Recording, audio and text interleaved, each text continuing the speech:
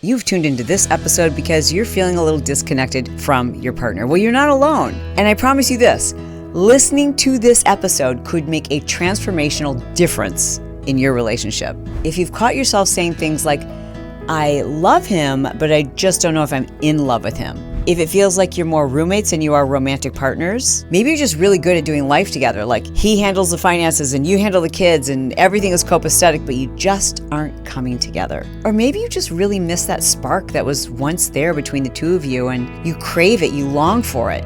You want to be more intimately connected to your partner. And I've got good news for you. This episode is going to change things for you. You have the potential to transform your relationship. Emotional intimacy is a skill. And the good news is, if it's a skill, anyone can learn it. Even if your partner isn't great at communication, if just one of you wants things to be a little better together, I am going to share some actionable steps that you can take today to improve your relationship.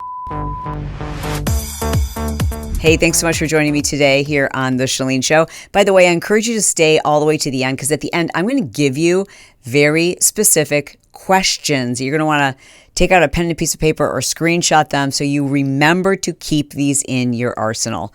For those of you who don't know me, just a little bit of background on like why it is I feel the ability, the credibility to be able to have this conversation. Well, first of all, this is something I've been teaching for more than 15 years. Secondly, I've been married for 28 years with the same man for 34 years, and we've been through it, y'all. We have had the 1.0 relationship, the relationship where we weren't emotionally connected. I was constantly asking my husband, like, what's wrong? What's wrong? Is there something wrong? Did I do something wrong? Like constantly. And he was constantly saying, like, why do you keep asking me if there's something wrong? I would try to have this connection between the two of us, but it just wasn't happening. Like, I am a communicator. And for a long time, I wondered if maybe this is just how guys are. Maybe we're never going to like connect on this really deep level, but things are good between us. Things are great. Like kids are happy. We're happy, I think.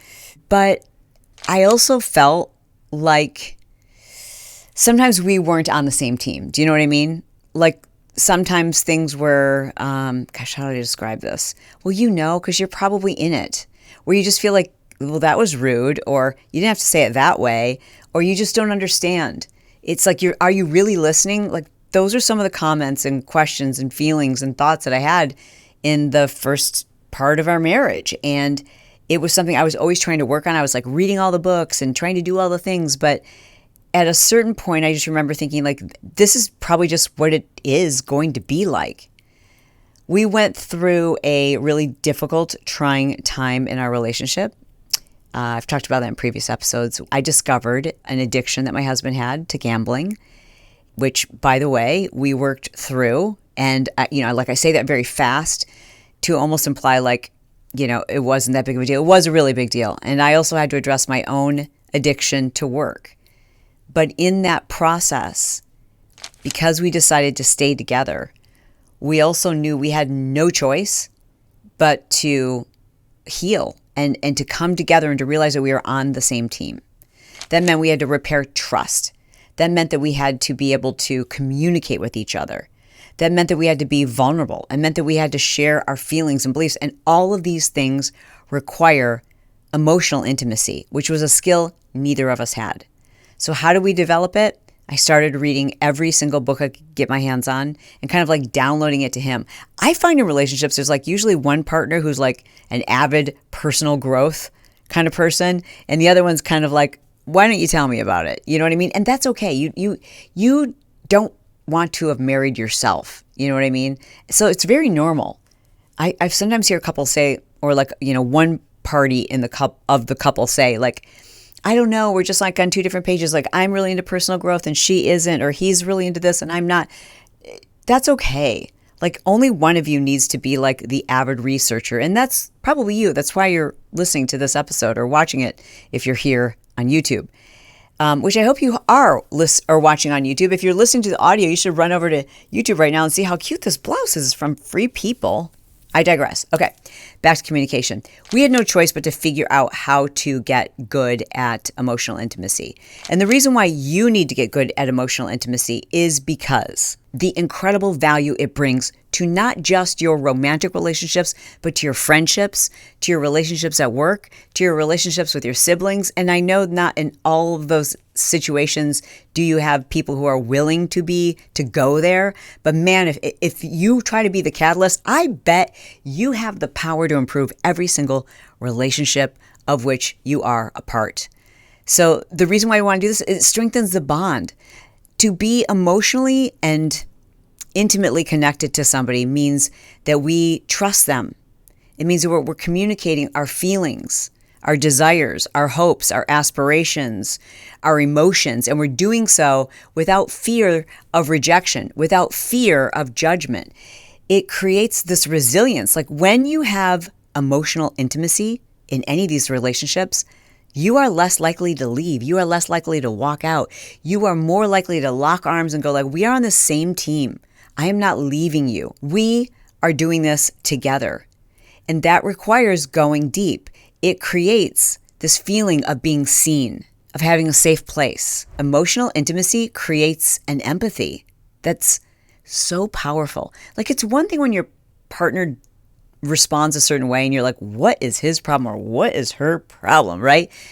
But it's completely different if you know where it stems from. It gives you this understanding, this love, this deeper, more genuine belief in who that person is. It's seeing them. And ultimately, all of these things lead to happiness. So let's talk about some of the reasons why many people struggle with emotional intimacy. And this probably won't surprise you. The number one reason why is just fear of being vulnerable. And I'm not trying to generalize about our fellas, but we certainly as a society have kind of conditioned our men to believe you're the strong one, you're never weak, you are never a victim, you can't cry, you can't show any weakness. So it's certainly, again, I'm generalizing, but I find in my experience, in the thousands and thousands of you that I've talked to about emotional intimacy, is that it is hard for your dude to express pain, hurt, even past traumas, because they don't want to be seen in that way. They don't want to be seen as weak. But this could be true for all of us. Men, women, doesn't matter. It is difficult for people who were never role modeled this type of communication. It's really hard for them to crack open and talk about their fears, talk about where certain triggers came from. Like when I think about emotional intimacy, it's like really knowing who someone is. It's knowing about their past traumas. And if you have past traumas, for many people, they're so afraid that if they bring those up, that they won't be able to manage their emotions, or that they might be judged, or they might be rejected. It is especially difficult for people with past traumas to get to that level where they are intimate and allowing somebody to come in on an emotional level, because it's fear. It's how they've protected themselves for all those years. I can tell you from our own personal experience, like it was difficult for us until we both went to therapy. It was through the help of a therapist that we were able to know, like, okay, this isn't say anything about who I am today. These are things that happened to me in the past. So I just want to cut to the chase and say, if you have, or if you are someone who's really, really afraid, it is scary. And it's just like, I don't even want to think about being vulnerable, or your partner does not want to, they will not give you any vulnerability. You may need to seek the assistance of a therapist. It's like the shortcut. In addition to that, I'm going to give you a whole bunch of books at the end of this episode that really helped us. But we did those things. We read the books, we listened to the podcast, and we worked with a therapist to learn that we could trust each other and that we were safe with each other. By the way, my fingers are crossed. Can you double check and see, have we hit 200,000 subscribers yet? My mind is blown. We've done that because you took the time to double check. A lot of you said, Chalene, I feel so bad. I checked. I've been watching your videos and I didn't realize I'd never subscribed. And I just did. Because of you, we are going to hit 200,000. So let me know if you are one of those people who are like, okay, I just subscribed because I wanted you to hit that number, because I want to thank you personally below in the comments. Other reasons why people struggle to have intimacy in their relationships is they're not prioritizing it. You're so busy.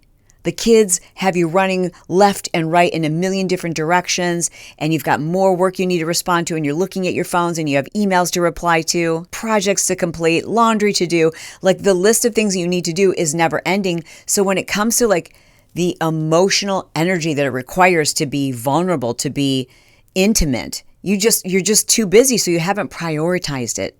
And that's bad. And that's really dangerous. And for many of us, we were just never role modeled it. Like, you didn't see this in your home, maybe for cultural or societal reasons, or just your family legacy. Like, we don't talk about problems, we sweep them under the rug. Like, we're not talking about it. So if that's what you were role modeled, it's really, really uncomfortable to learn this skill, but it can be learned. First and foremost, intimacy starts with an understanding. It starts by asking questions. That's what you're going to do. You're going to start by reading the room and knowing if this is a safe time, a good time, a happy time, the right time to ask questions of your partner and to listen. It's not a time to ask questions and then solve their problems. Intimacy requires you actually listening, putting yourself in their shoes, and imagining what it is they felt, what it is they feel today.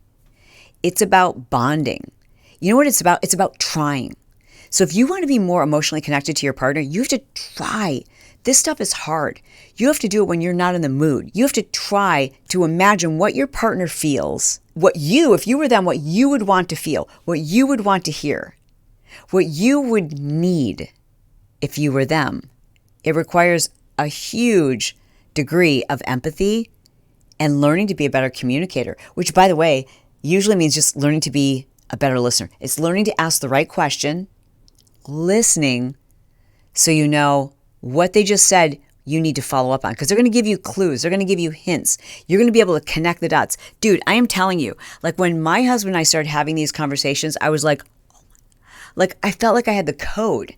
It's like once I understood like where so much of his stuff came from, I was like, now I understand like why certain things triggered him, why certain things I said or the way I behaved or whatever. Like, I'm not blaming myself, but I'm just saying, like, it was like, oh my God, this is like the answer sheet. This is like the cheat sheet to our marriage. And the same for him. Like, once he understood who I was, then he was better able to like support me and encourage me. That's what intimacy is about. Intimacy is truly understanding, like, how can I support this person? How can I encourage them? It is not needing to be right. Emotional intimacy is caring about somebody because you adore who they are. And it's hard to adore who somebody is if we don't know really who they are. And I can say that because I remember we were married for, I don't know how many, like 15 years. And I remember once we started really, truly having these deep conversations, I'm like, how is it that I love you this much more? But that's an important tip. By the way, if you're not familiar with the relationship I have with my husband, or if that's like curious to you, we do a Patreon together, which is like, it's like a podcast, but it's a very private podcast. It is a paid membership, and I put a link to it below this show in our description. Brett and I talk about all things. Like the episode we just did this weekend, we talked about his father having Alzheimer's. We talked about his relationship with his family. We talked about what would we do if one of us were to pass away? Would we get married again? We talk about our friends and family members. We talk about things that we don't talk about in the regular show. We talked about the recent series of tattoos that he got devoted to me.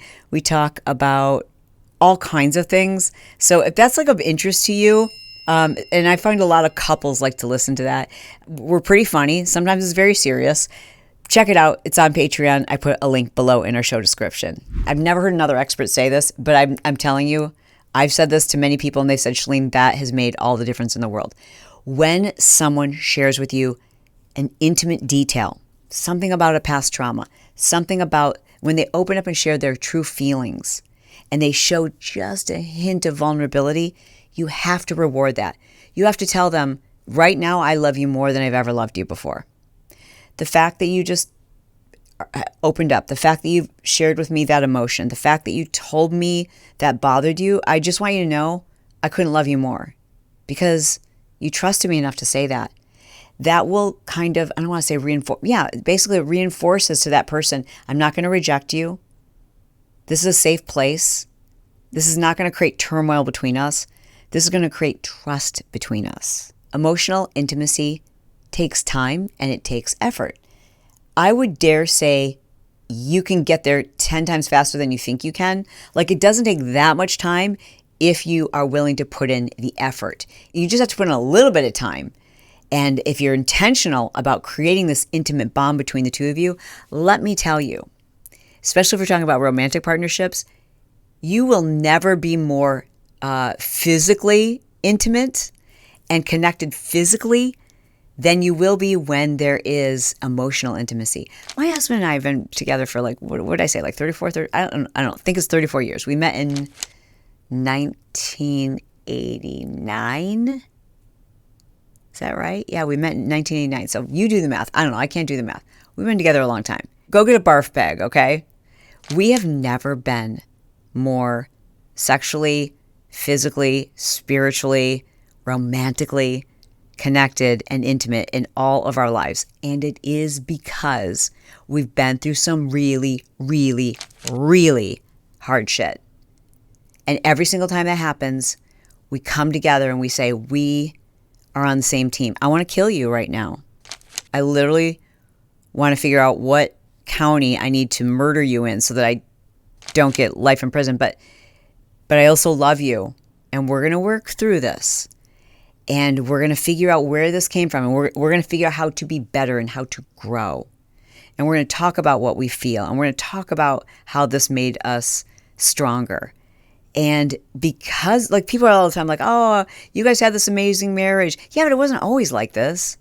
There was a time when we were just like fighting for our life. It depends on what season you're in, right? And so I know some of you, like, let me know below in the comments.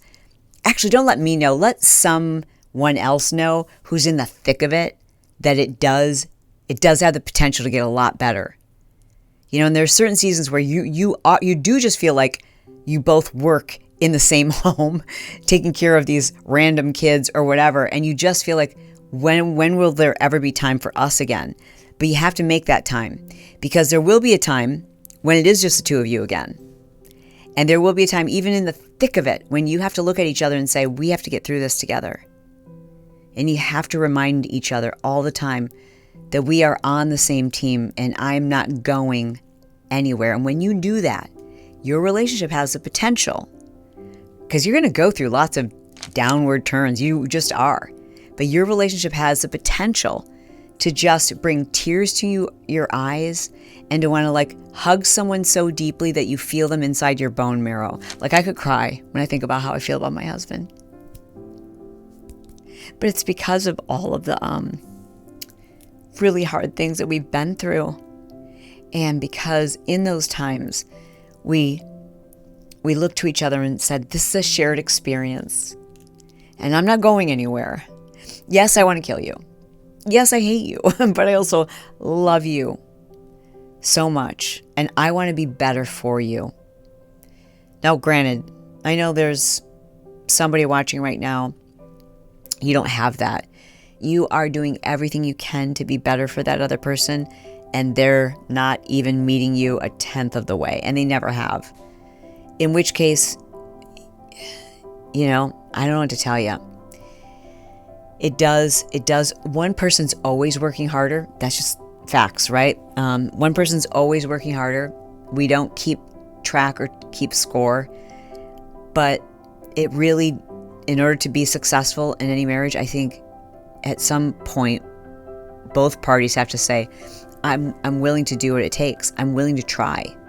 I'm willing to say, I'm sorry. It's expressing appreciation on a regular basis. And it's knowing that this is all going to make us happier. Like, we were meant to be together, and we're going to go through some tough times, and each time it's going to get better. I want to share with you some really simple questions that, for those of you who are like, you're just getting started in this. Like, if you already know this, stuff and you're already doing this, then my only recommendation for you is to make sure you're prioritizing the time that you spend doing this. Like, maybe you're even putting it on your schedule. Like, you're putting it on your calendar so you're reminded to actually spend time connecting with each other.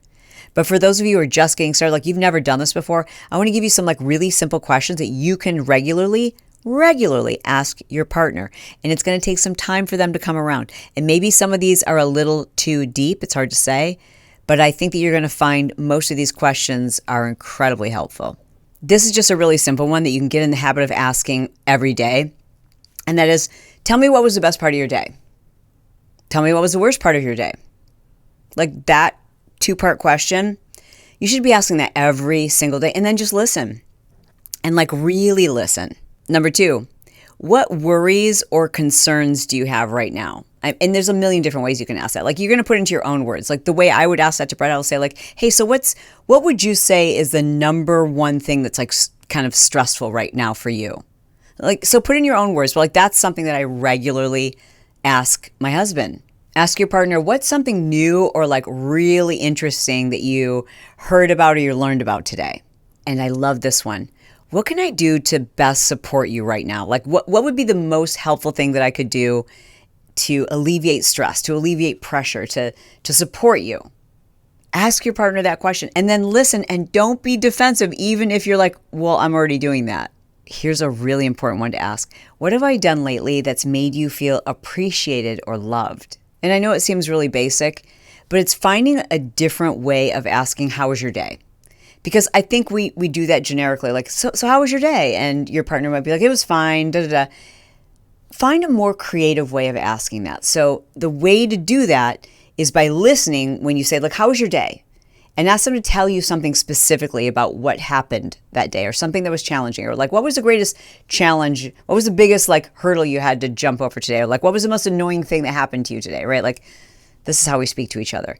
And then once they answer that, the next day, follow up on that same topic so that your partner recognizes that you're actually listening. Now, these are really softball questions. This is like a starter kit for emotional intimacy. I love the really deep questions like, tell me about, but listen, only you know if your partner is ready for the deep, deep questions. These, for us, usually happen at night. They usually happen when we're curled up and next to each other, when we're really comfortable and safe and relaxed. But that's when I would ask questions like, so tell me about a childhood memory that has stayed with you and made you feel like really special, like that. It's just something really early on. Or tell me about a time when you were a little kid that you were scared and didn't have any idea what was going on. Listen, understanding your partner's childhood is how you crack the code. Understanding, thinking about it, imagining what they felt, having empathy, holding them and telling them that you love them, that you were sorry that happened, that they're loved, telling them that all of those things are what make them so beautiful today. If they've had traumas, letting them know it wasn't their fault, letting them know how sorry you are, letting them know how much you care about them, and really listening. And then like trying to understand, like maybe your partner is neurodivergent. I have to say, like the fact that my ADHD is probably very challenging for my husband to deal with because he's like the exact opposite. The fact that he's done so much work to understand my neurodivergence and the way that my brain works, and even he looks at my brain scan and he understands, like, just that he's gone out of his way to understand, that has brought us so much closer. And what it did is it eradicated some of the resentment and frustrations that he had over things I just do because it's part of who I am. There are things that he does that used to drive me crazy, but now I love them because I know where they come from. You have the potential to transform your relationship. It takes work, it takes time, but it is so incredibly worth it. Lastly, I wanted to share with you a couple of books that we found to be super transformational. Like, I know apparently some of these authors are like problematic. I can't keep up. Isn't everyone problematic these days? I don't know. Either way, all I know is these books were really super helpful. The first is The 5 Love Languages by Gary Chapman. He did a similar book for kids too that's really awesome. Hold Me Tight by Dr. Sue Johnson. A book called Attached. I can't remember who wrote it, but we'll probably put it up on the screen. Actually, we'll put all of these in the description for this episode. The 7 Principles of Making a Marriage Work. This book is great. So good. And by the way, these are all available on Audible too. We'll link them below. I also would recommend Daring Greatly by Brene Brown. The Art of Intimacy. Love and Respect, the love that she most desires and the respect that he desperately needs. These are all great books. Start with the books, listen to the podcast, just practice. Practice asking these questions, practice listening, practice reading the room and knowing when it's a good time and when, you probably need to walk away. Hey, thanks so much for listening to this edition of The Chalene Show. I love you. I mean it, and I'll talk to you soon.